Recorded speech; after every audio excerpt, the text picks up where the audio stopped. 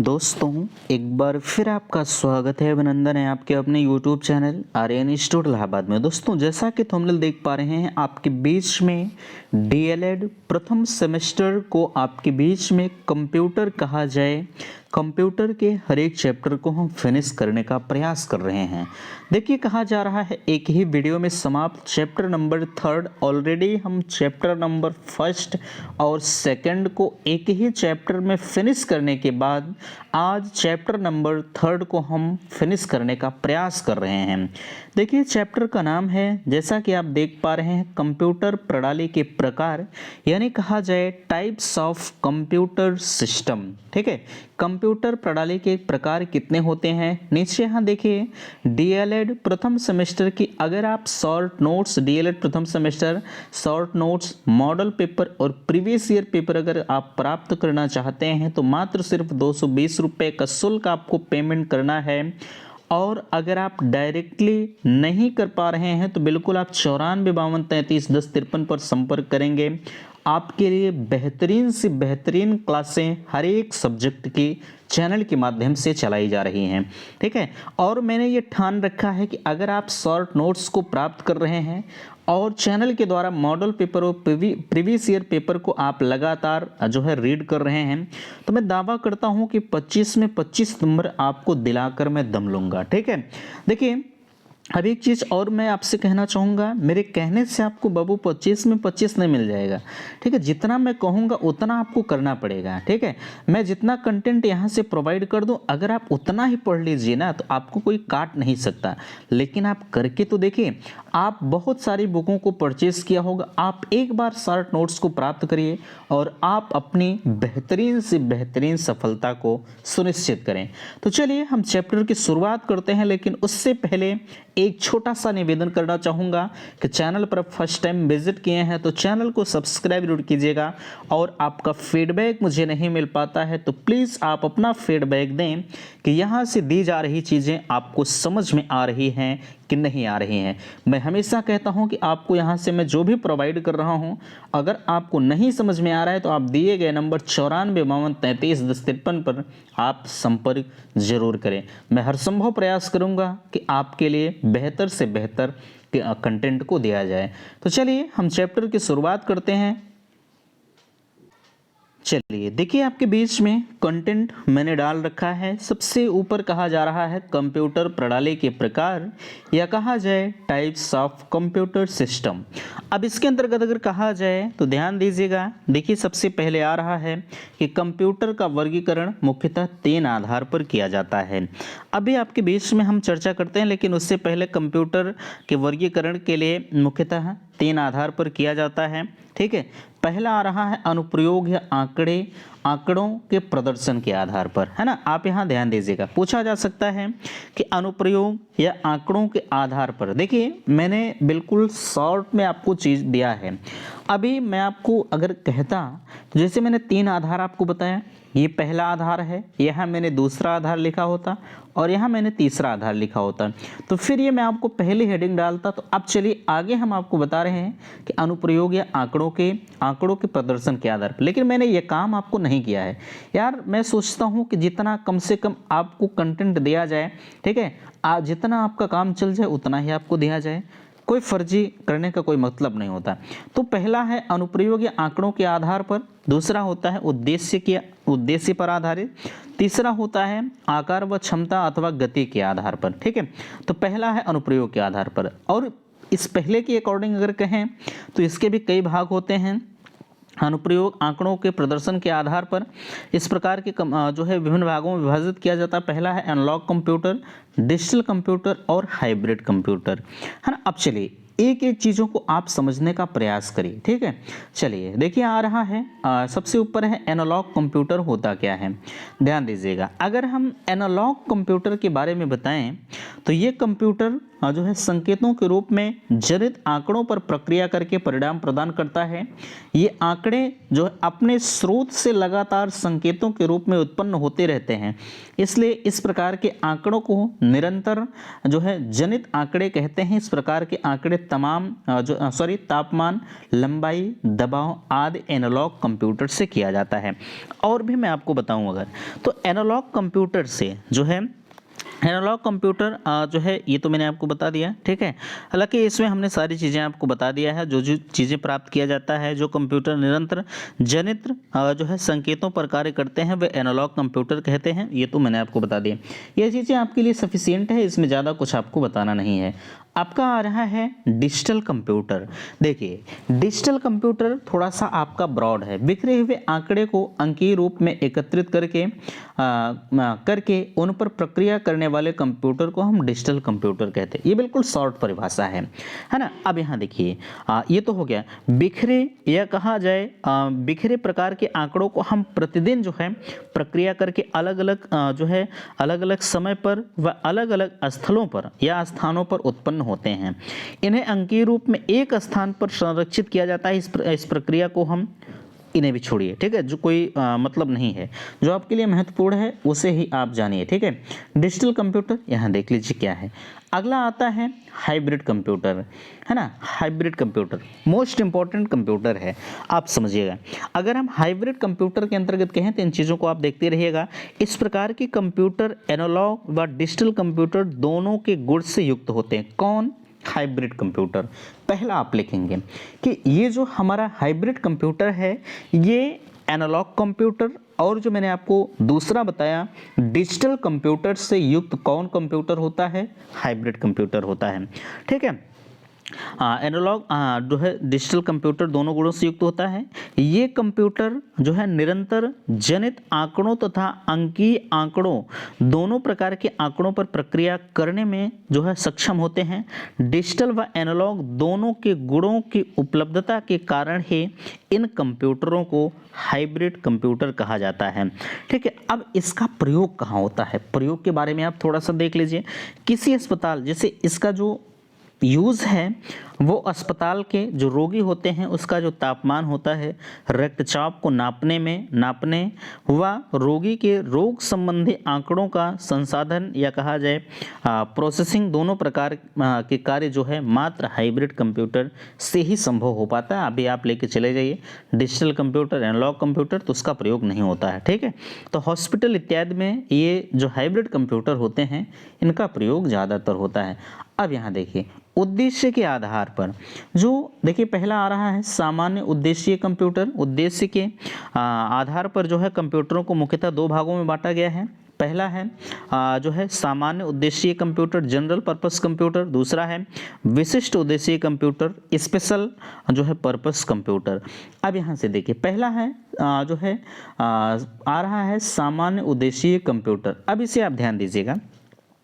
अगर इसमें कहें तो ये कंप्यूटर अनेक कार्य के लिए विकसित किए जाते हैं। कौन? सामान्य उद्देश्य कंप्यूटर, ठीक है। जैसे आलेख तैयार करना, ठीक है। ये जो कंप्यूटर है इसके जो कार्य हैं वो अनेक प्रकार के कार्य होते हैं, है ना। अगर इसमें हम कहें आपसे तो जैसे आपका हो गया आलेख तैयार करना, आलेख छापना, डाटाबेस तैयार करना, जो है उससे सूचनाएं प्राप्त करना, या कहा जाए शब्द प्रक्रिया, ठीक है। कंप्यूटर जो है कंप्यूटर डिज़ाइन तैयार करना इत्यादि कार्य किससे किए जाते हैं? सामान्य उद्देश्य कंप्यूटर से, ठीक है। अब यहाँ उसी के आगे आपका आता है जो है विशिष्ट उद्देश्य कंप्यूटर। अब इसे आप ध्यान दीजिएगा। विशिष्ट उद्देश्य कंप्यूटर के अंतर्गत अगर हम कहें तो स्पेशल पर्पस कंप्यूटर क्या होते हैं? ध्यान दीजिएगा। अगर इसमें कहें तो इस प्रकार के कंप्यूटर किसी विशिष्ट कार्य के लिए विकसित किए जाते हैं। आगे कहा जा रहा है वह इन प्रक्रिया की क्षमता भी विशिष्ट कार्य के अनुसार होती है। इस प्रकार के कंप्यूटर, देखिए हम आपको थोड़ा सा ओरल भी बताएंगे, आप समझने का प्रयास करिएगा। ऐसा नहीं है कि सिर्फ इसमें जो लिखा है, ठीक है, वही आपको बताया जाए। आप चीज़ों को, जैसे मैंने कंटेंट भले ही आपको कम दिया है, लेकिन जब हम आपको जब क्लासें प्रोवाइड करते हैं उस क्लास के अकॉर्डिंग हम आपको विस्तृत रूप से भी बताते हैं, ठीक है। चलिए यहाँ देखिए जो है चीज़ों को यहाँ छोड़िए, इसे भी आप पढ़ते रहिएगा, हम आपको ओरल ही बता रहे हैं। मैंने कहा आपसे इस प्रकार के कंप्यूटर किसी विशिष्ट कार्य के लिए जो है विकसित किए जाते हैं, वह इन प्रक्रिया की क्षमता भी विशिष्ट कार्य के जो है आवश्यकता अनुसार ही होती है। इस प्रकार के कंप्यूटर, ठीक है, यदि आवश्यकता हो तो एक से अधिक प्रोसेसर भी संलग्न किए जा सकते हैं। कौन से कंप्यूटर में? विशिष्ट उद्देश्यीय कंप्यूटर में, ठीक है, एक से अधिक प्रोसेसर जो है संलग्न किए जा सकते हैं। ऐसे विशिष्ट कार्य जिनका निष्पादन सामान्य उद्देश्य कंप्यूटर से नहीं किया जा सकता, उनके लिए विशिष्ट उद्देश्य कंप्यूटर कुछ विशिष्ट युक्तियों के साथ संलग्न किए जाते हैं या विकसित किए जाते हैं। इस प्रकार के कंप्यूटर का उपयोग कहाँ किया जाता है? जैसे ये जो विशिष्ट उद्देश्य हैं, इनका जो प्रयोग है वो कहाँ कहाँ किया जाता है? देखिए, ये कंप्यूटर निम्न क्षेत्रों में प्रयोग किए जाते हैं। महत्वपूर्ण चीज़ें हैं, आप जरूर समझिएगा। जैसे आपका ग्राफिक्स हो गया, ठीक है, खेल हो गया, रिकॉर्डिंग हो गया, बैंकिंग में हो गया, सूचना प्रौद्योगिकी के लिए इंफॉर्मेशन टेक्नोलॉजी जिसे हम कहते हैं, ठीक है। अगला आ रहा है आरक्षण रिजर्वेशन के लिए, फिल्म हो गया, एजुकेशन हो गया, गणना हो गया, बातचीत के लिए संगीत, एनिमेशन, मौसम संबंधी पूछा जाता है कि मौसम संबंधी जानकारी हम किस प्रकार के कंप्यूटर से लगाते हैं, तो आप कहेंगे विशिष्ट उद्देश्य कंप्यूटर से ही। और वेदर इंफॉर्मेशन जो है, ये तो मैंने आपको बताया मौसम संबंधी, तो इन चीज़ों के लिए हम किसका प्रयोग करते हैं? जो है विशिष्ट उद्देश्य कंप्यूटर का प्रयोग करते हैं, ठीक है। चलिए, यहाँ तक हो गया। अगला आपका आ रहा है आकार एवं क्षमता गति पर आधारित, ठीक है, वर्गीकरण। अब यहाँ ध्यान दीजिएगा, आकार एवं क्षमता अथवा गति पर आधारित वर्गीकरण अगर कहा जाए तो आकार एवं क्षमता अथवा गति आधारित कंप्यूटर निम्न भागों में बांटा गया है। माइक्रो कंप्यूटर हो गया, मिनी कंप्यूटर हो गया, मेन फ्रेम कंप्यूटर हो गया और सुपर कंप्यूटर हो गया। अब इनके बारे में भी आप समझ लीजिए कि ये माइक्रो कंप्यूटर होते क्या हैं। माइक्रो कंप्यूटर अगर कहा जाए तो ये कंप्यूटर सूक्ष्मतम आकार के होते हैं, इसमें माइक्रो प्रोसेसर का भी प्रयोग किया जाता है। ये कंप्यूटर व्यक्तिगत जो है वह व्यावसायिक दोनों ही प्रकार से प्रयोग में लाए जाते हैं। इन जो है इसे हम निम्न भागों में विभाजित किया जा सकता है, ठीक है। अब माइक्रो कंप्यूटर को भी हम विभिन्न प्रकार के भागों में विभाजित कर सकते हैं, ठीक है। अब यहाँ कौन कौन सा हो सकता है, ये थोड़ा सा ये ब्लर आ गया है, ठीक है। चलिए, पहला आ रहा है, ध्यान दीजिएगा, पहला है आपका होम कंप्यूटर है, पर्सनल कंप्यूटर जिसे हम पीसी कहते हैं। जो है अगला आ रहा है जो है पर्सनल कंप्यूटर होगा, पर्सनल कंप्यूटर इसे कह सकते हैं, या एक्सटेंडेड टेक्नोलॉजी या पीसी या एक्सटी हम कह सकते हैं। अगला आ रहा है ध्यान दीजिएगा, पर्सनल कंप्यूटर एडवांस टेक्नोलॉजी इसे हम कह सकते हैं, ठीक है। और आपका आ रहा है पेंटियम या Pentium first, Pentium second, Pentium third और पेंटियम 5। ये कंप्यूटर आपके कौन कहलाते हैं? माइक्रो कंप्यूटर कहलाते हैं, ठीक है। चलिए, अगला है, यहाँ से आप थोड़ा सा और इसी में देख लीजिए, कहा जा रहा है प्रारंभ में, ठीक है। हाँ, ध्यान दीजिएगा, कहा जा रहा है इन कंप्यूटर की भंडारण क्षमता अधिक होती है। वर्तमान में माइक्रो कंप्यूटर एक ब्रीफ केस, पुस्तक, एक कैलकुलेटर तथा घड़ी तक के सूक्ष्म आकार में विकसित होने लगे हैं। भाई ये तो सही है कि आज के समय में जो कंप्यूटर को देखा जा रहा है तो बिल्कुल छोटे छोटे कंप्यूटर अब आपके बीच में आने लगे, ठीक है। तो यहाँ तक की चीज़ें आप समझ गए या नहीं समझ गए, आप मुझे बताने का प्रयास जरूर करेंगे। चलिए, अगला आपका आ रहा है मिनी कंप्यूटर। देखिए, अगर मिनी कंप्यूटर के अंतर्गत हम कहें तो ये माइक्रो कंप्यूटर की तुलना में कुछ बड़े तीव्र व महंगे होते हैं। इन कंप्यूटर की कुछ निम्नलिखित विशेषताएं हैं, आप विशेषताओं को समझिएगा। विशेषता में पहला कहा जा रहा है ये कंप्यूटर मुख्यतः 16 बिट व 32 बिट प्रोसेसर का प्रयोग मुख्यतः सीपीयू में करते हैं, ठीक है। पूछा जा सकता है कि सीपीयू का फुल फॉर्म क्या होता है, तो आप कहेंगे सेंट्रल प्रोसेसिंग यूनिट या केंद्रीय संसाधन इकाई हम इसे कह सकते हैं, ठीक है। अगला आ रहा है मोटरोला, ठीक है। देखिए, मोटरोला जो है 68,020 व इंटेल 80,386 इन माइक्रो प्रोसेसर के उदाहरण हैं। कौन? मोटरोला, ठीक है। चलिए, तीसरा आपके बीच में है ध्यान दीजिएगा, इसमें 1 MB रैम से लेकर 256 MB रैम तक लगाई जाती है। किसमें? मिनी कंप्यूटर की बात हम कर रहे हैं। ठीक है, पूछा जा सकता है कि मिनी कंप्यूटर में हम कितने MB से कितने MB तक रैम का यूज़ करते हैं। रैम का फुल फॉर्म भी पूछ सकते हैं, जिसे हम RAM कहते हैं। इससे हम कह सकते हैं कि रैंडम एक्सेस मेमोरी इसे हम कहते हैं।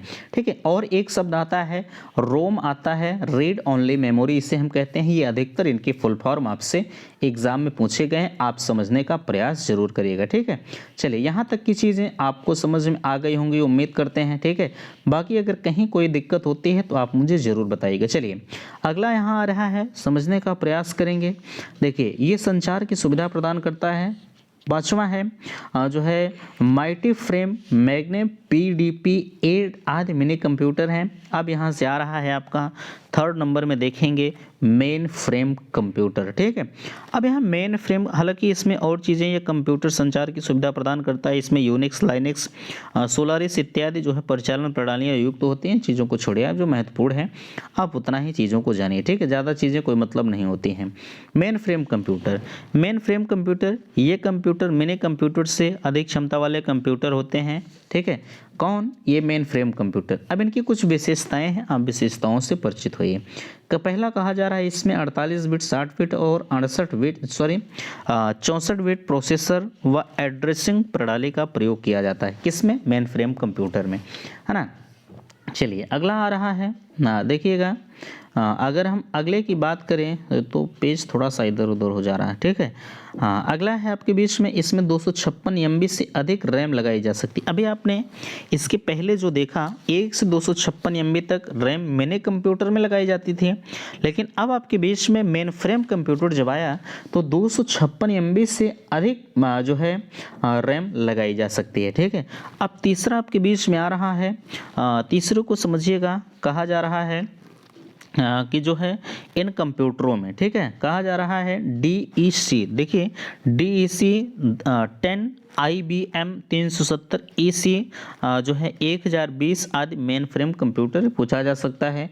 मेन फ्रेम कंप्यूटर के कुछ उदाहरण बताइए, कुछ इसके कंप्यूटर के नाम बताइए, तो आप इन चीज़ों को लिखेंगे। ठीक है, अगला आ रहा है सुपर कंप्यूटर, मोस्ट इंपॉर्टेंट है। ठीक है, आप इन्हें जरूर याद रखिएगा। ठीक है, सुपर कंप्यूटर के अंतर्गत अगर हम कहें तो आप जरा सा विचार करेंगे।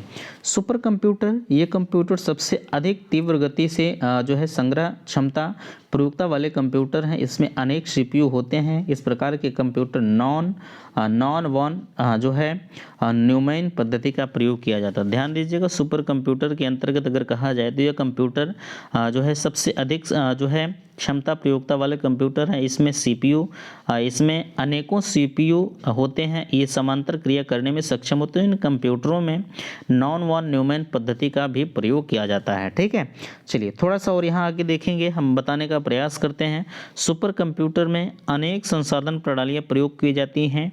प्रत्येक संसाधन समांतर प्रक्रिया करता है। ये कंप्यूटर 1 करोड़ जो है निर्देश प्रति सेकंड से भी अधिक कार्य कर सकता है। इन चीज़ों को छोड़िए, जो आपके लिए महत्वपूर्ण है उतना ही जानिए। ठीक है, अब कहा जा रहा है, ध्यान दीजिएगा, इसके अंतर्गत अगर हम कहें, देखिए आ रहा है आपके बीच में, यहाँ से मैंने लिखा है ये कलर थोड़ा सा गड़बड़ चल रहा है, थोड़ा सा हम इसे चेंज करते हैं। ठीक है, चलिए मैंने हरा कलर ले लिया है, अब आपके बीच में अच्छा खासा दिखेगा। ठीक है, देखिए कहा जा रहा है क्रे SMP जो है ये सुपर कंप्यूटर के कुछ उदाहरण है। ठीक है, क्रे SMP 24, NEC 500 जो है कंप्यूटर विदेशों में विकसित किए गए हैं और भारत में निर्मित। पूछा जा सकता है कि विदेशों में निर्मित कौन कौन से सुपर कंप्यूटर हैं और भारत में निर्मित, इन्हें आप खास तौर पर जरूर याद रखिएगा। भारत में निर्मित है परम 10,000, ठीक है, पहला है अनुपम सुपर कंप्यूटर और सुपर कंप्यूटर प्रयोग निम्न कार्यों के लिए किया जाता है। अभी मैंने आपको इसके बारे में थोड़ा सा डिस्कस किया था। सुपर कंप्यूटर का प्रयोग कहाँ करेंगे, ध्यान दीजिएगा। सुपर कंप्यूटर का प्रयोग जो है मौसम की भविष्यवाणी करने में, जैसे आपने देखा होगा कि मौसम की भविष्यवाणी साइंटिस्ट जो होते हैं वो पहले कर देते हैं कि फला तारीख को बारिश होगी। ठीक है, तो किसके द्वारा किया जाता है, सुपर कंप्यूटर के द्वारा किया जाता है। अगला है तीव्र एनिमेशन वाले चलचित्र के निर्माण में, ठीक है, अंतरिक्ष यान प्रक्षेपण कार्य में, जटिल जो है वैज्ञानिक व शोध प्रयोगशाला में और उपग्रह विज्ञान में हम किसका प्रयोग करते हैं? आप कहेंगे हम सुपर कंप्यूटर का प्रयोग करते हैं। ठीक है, तो चलिए यहाँ तक की चीज़ें उम्मीद करते हैं कि आपको समझ में आ गई होंगी। कंप्यूटर के प्रयोग व अनुप्रयोग आपके बीच में आ रहे हैं, तो थोड़ा सा इन्हें आप ध्यान दीजिएगा। इन कंप्यूटर का जो प्रयोग और अनुप्रयोग है, इसे हम व्यापारिक क्षेत्र में कर सकते हैं, ठीक है, बैंकिंग क्षेत्र में कर सकते हैं, शिक्षा के क्षेत्र में कर सकते हैं, जो है खेल व मनोरंजन के क्षेत्र में हो भी रहा है, इंटरनेट और इंट्रानेट के क्षेत्र में, परीक्षा, मेडिकल, संचार व्यवस्था, फिल्म इंडस्ट्री, मौसम इत्यादि के क्षेत्र में हम इसका प्रयोग कर सकते हैं। ठीक है, अब यहाँ देखिए आपके बीच में आ रहा है होम कंप्यूटर, है ना। अब चलिए, अब यहाँ से भी आपके लिए कुछ महत्वपूर्ण चीज़ें आ रही हैं, आप समझने का प्रयास करेंगे। हालांकि मुझे लगता है तो ये तो हो गया है, आपको मैंने बता दिया है, सेम वही चीज़ें, मिनी कंप्यूटर है मोटोरोला, हाँ बिल्कुल ये चीज़ें हो गया है। अगला है फिर वही आपके बीच में आ रहा है, हम थोड़ा सा डिस्कस करेंगे कंप्यूटर के लाभ पर। ठीक है, जैसे ये ओरल ही हम आपको बताएंगे कंप्यूटर का लाभ कहाँ कहाँ होता है, आप ध्यान दीजिएगा। कहा जा रहा है कंप्यूटर के जो कंप्यूटर उपयोग के मुख्य लाभ निम्नलिखित हैं। ठीक है, ध्यान दीजिएगा। अगर कहा जाए कंप्यूटर में संग्रहित सभी सूचनाएं सुरक्षित होती हैं, बिल्कुल सही है। ठीक है, अगला कहा जा रहा है जो है इसमें सूचनाओं का संग्रहण, विश्लेषण और नवीनीकरण का कार्य अत्यंत सरल एवं दक्षता से अल्प समय में किया जा सकता है। जाहिर सी बात है, ये भी सही है भाई, इनकी जो सूचनाएं हैं वो संग्रह, विश्लेषण और नवीनीकरण का जो कार्य है अत्यंत सरलता और दक्षता से हम कम समय में कर सकते हैं। अगला आ रहा है, इसमें मानव जीवन के विभिन्न क्षेत्रों में प्रयोग किए जाने वाले जो है महत्वपूर्ण निर्देशों के लिए नवीनीकरण, नवीनतम और सत्य सूचनाएं आसानी से उपलब्ध होती हैं। अगला कहा जा रहा है कंप्यूटर का प्रयोग प्रारंभिक शिक्षा से लेकर उच्च शिक्षा तक किया जा रहा है, ये भी सही है। अगला है जो है कंप्यूटर का प्रयोग शिक्षा के अनेकों आयाम प्राप्त हुए हैं। ठीक है, तो ये सारी चीज़ें हैं। कुछ कंप्यूटर के भाई अगर इसके लाभ हैं तो कुछ इसके हानियां भी हैं। ठीक है, तो कंप्यूटर की कुछ सीमाएं हैं, असामाजिक कार्यों में वृद्धि हुई है। ठीक है, अत्यधिक निर्भरता भी इस पर लोग लेने लगे हैं, खर्चों में कमी आई है, बेरोजगारों में वृद्धि आई है। बेरोजगारों में वृद्धि कैसे आई? कंप्यूटर की कार्यक्षमता अधिक है, थोड़े समय में अनेक व्यक्तियों का काम एक कंप्यूटर सहज तरीके से कर सकता है। एक बड़ी बेरोजगारी में वृद्धि हुई है, कंप्यूटर में इंजीनियरिंग तथा इससे संबंधित जो है रोजगारों में जितने रोजगार उपलब्ध कराए हैं उससे कई गुना जो है ज़्यादा जो व्यक्ति हैं वो बेरोजगार हुए। बुद्धिमत्ता की कमी आया, जो आत्मरक्षा करने में जो है अक्षम है, इन चीज़ों को छोड़िए। ठीक है, और इसके तमाम हानियां भी हैं, हानियों के बारे में भी अगर देखा जाए तो ये चर्चा किया जा सकता है। बहरहाल हम हानियों पर डिस्कस नहीं करेंगे। ठीक है, तो आशा करते हैं आज का यह वीडियो आप सभी को पसंद आया होगा। थोड़ा सा हम आपको बताना चाहेंगे, इसके कुछ महत्वपूर्ण फैक्ट हैं, 1 नंबर के क्वेश्चन ओरल तरीके से आप समझिएगा। ठीक है, चलिए, अगर कहा जाए मिनी कंप्यूटर को जो है एक साथ प्रयोग कर सकते हैं। ठीक है, मिनी कंप्यूटर को एक साथ कितने लोग प्रयोग कर सकते हैं? तो अब मैंने आपको बताया अभी मिनी कंप्यूटर को एक साथ जो है 64 लोग प्रयोग कर सकते हैं। अब यहाँ देखिए भारत में जो है विकसित सुपर कंप्यूटर कौन है? तो आप कहेंगे भारत में निर्मित सुपर कंप्यूटर परम 10,000 होता है। ठीक है, कम कीमत के कंप्यूटर कौन होते हैं? तो आप कहेंगे कम कीमत के कंप्यूटर जो होते हैं वो जो है माइक्रो कंप्यूटर होते हैं। माइक्रो कंप्यूटर को हम और क्या कहते हैं? तो आप कहेंगे पीसी कहते हैं, ऐसे हम पर्सनल कह सकते हैं। ठीक है, तो चलिए हाइब्रिड कंप्यूटर क्या होता है? आप कहेंगे जो है हाइब्रिड कंप्यूटर एनालॉग कंप्यूटर और डिजिटल कंप्यूटर जो है दोनों होते हैं। ठीक है, चलिए ये सारी चीज़ें उम्मीद करते हैं कि आप समझ गए होंगे। बाकी चैप्टर नंबर 3 यहीं पर हम फिनिश करते हैं। अगर कोई दिक्कत होगी तो आप मुझे कमेंट करके अवश्य बताइएगा। मिलते हैं आपसे नेक्स्ट अगले वीडियो में, तब तक के लिए थैंक्स, धन्यवाद।